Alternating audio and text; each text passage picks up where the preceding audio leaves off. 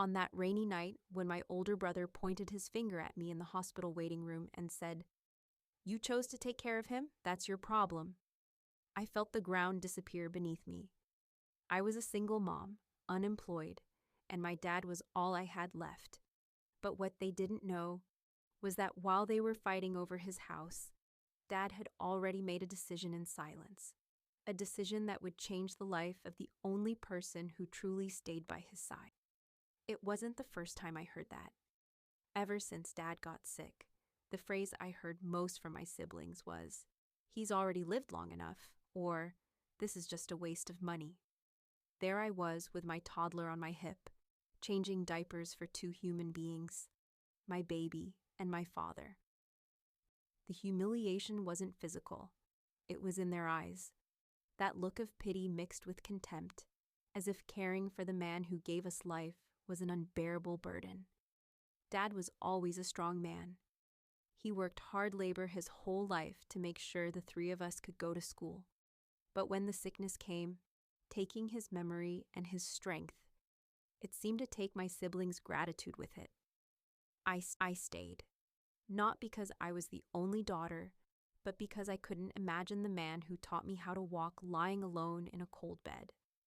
I sacrificed my weekends, my savings, and often my own sleep.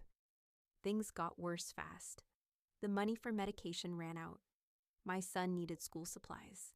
I called my brother begging for help with the pharmacy bill. His answer? Sell his house and put him in a state nursing home. I hung up the phone crying. That month, we ate rice and eggs almost every day just so Grandpa wouldn't miss a dose. I was exhausted.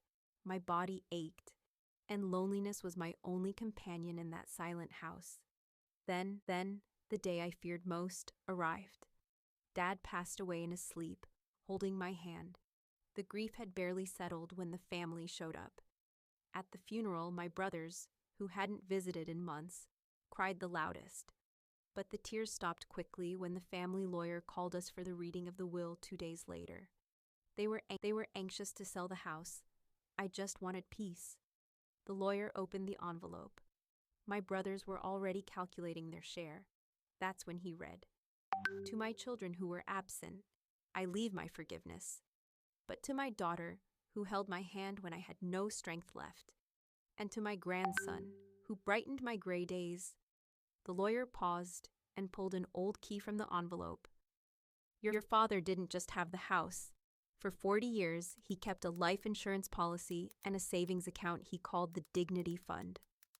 The silence in the room was deafening. The amount was enough to buy 3 houses just like that one. My brothers tried to object, talking about a fair split.